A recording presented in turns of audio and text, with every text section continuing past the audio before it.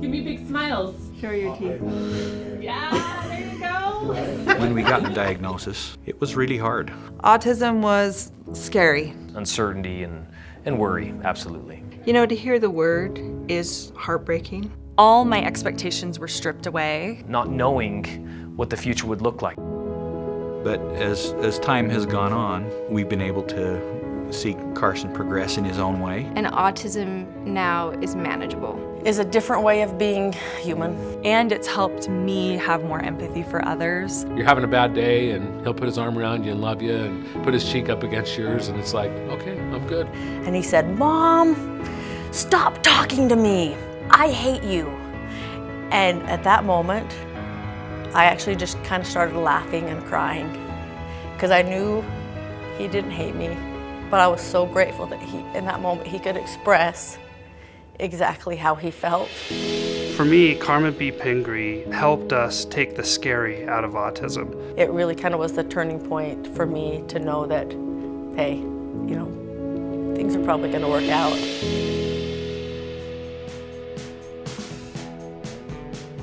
Well, it was 1977. I was a brand new PhD, just a year under my belt, and was a director of a clinic called the Children's Behavior Therapy Unit. So we didn't have many autistic kids. As a matter of fact, no one really knew a lot about autism back then. The traditional thing up to that point was that it was caused by cold refrigerator mothers. That the fact that they couldn't bond with their child, that it was the mother's fault. So this got laid on her as it was her problem. I just knew there was something medically wrong that people couldn't figure out. I was in my office one day and a woman came in, her name was Carmen Pingree, and she changed my life. They had a small classroom with a few children that they didn't have any other answers for. I looked at the program and saw how they were keeping data. So the behavioral program was really groundbreaking. I thought, this is it. He knows what he's doing. And I said we had 23 kids on the waiting list.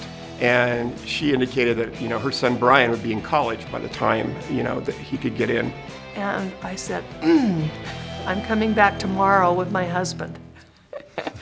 They were different. I mean, Carmen and John Pingree came in with a legal tablet, sat down and asked me what I needed. And clearly it was a problem of space and money. We thought we could help. And I watched Carmen and the other parents lobby these legislators, and it was just masterful. We had a lot of luncheons here to introduce legislators to the program and what autism was, because it wasn't very well defined back then. I was not going to be denied because I was a desperate woman, a desperate mother.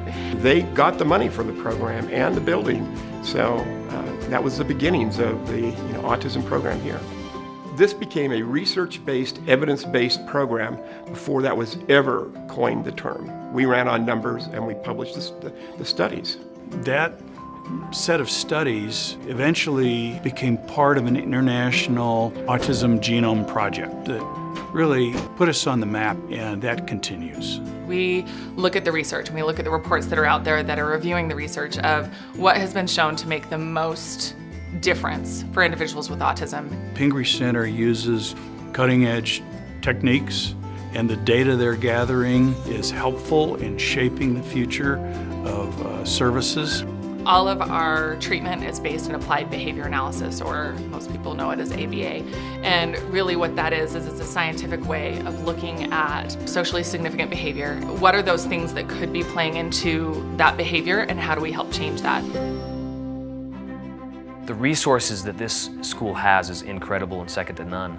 Because there's a teacher for every 2 children, they got a lot of one-on-one time where they would sit and be able to practice. Oh, What'd you get? that one. It says hi. Hi. Practice keeping eye contact, practice sitting still. When Whitaker started attending, he was essentially nonverbal. Within weeks of being here, they had him, with prompting, saying 2 to 3 words together. Where do you go play? Playground. On the playground, good job. Where do you go buy food at? Grocery store. The grocery store, perfect. Good looking. You earn your point and token. Pingree has a very individualized education plan for every kid here. If Carson wants to unload the dishwasher and count money and see if he can buy a toy, he can learn to do that The ABA program at Carmen B. Pingree is the absolute best option for us and our child. Give me your beautiful smile. Yes, big smile. I was looking for an in-home ABA service. It was the first time I left him with a therapist that he wasn't screaming. They use a program called PECS, where a child can point to pictures of what he wants or what he needs. Therefore, he wasn't frustrated. It was like our first form of communication. It changed our life. I remember asking him if he wanted some chocolate milk, and he said yes. And for the first time, I went and got him some chocolate milk and was, do you want anything else? Do you want candy? Do you want this? Like, I was so excited. That's the one thing that he's gotten more than anything here is the ability to communicate his needs and express his needs. In the past year and a half, he has gained 3 years of cognitive ability and language. Right there? Yeah, right there, just like that one.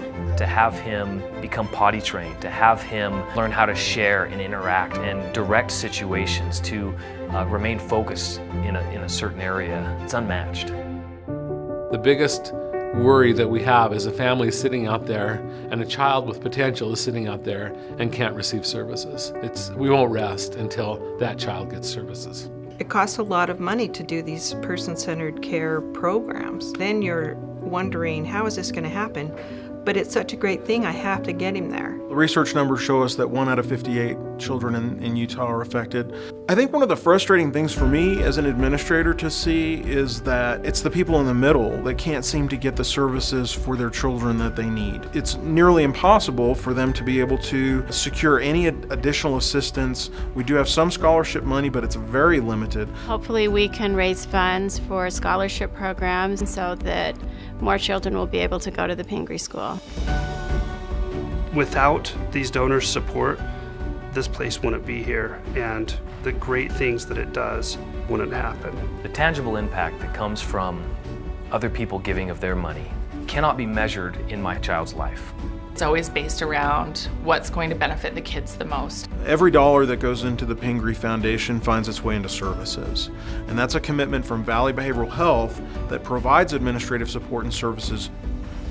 We were at the Pingree play, and Carson walked by and he looked over and he said, "Mom."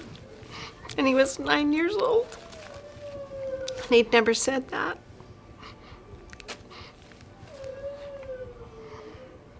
And even people who didn't know us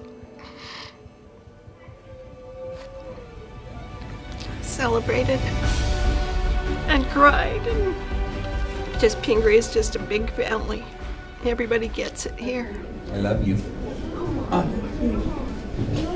I remember the first day I dropped Whitaker off, I sobbed. I was so nervous because everywhere else he had just been a problem. And I took him in and I dropped him off and I put his little backpack in his cubby. And looking back, I almost kind of chuckle at that whole experience because he was in the best place possible and he was in the best hands. I feel that he's going to be successful because of what the Pingree School did. It's just made him ready. It's just been fantastic. Oh, the difference you can make applies to everybody. This is a place where everybody contributes. Everybody makes a difference. And we want people to know that from the get-go because that is what we're all about.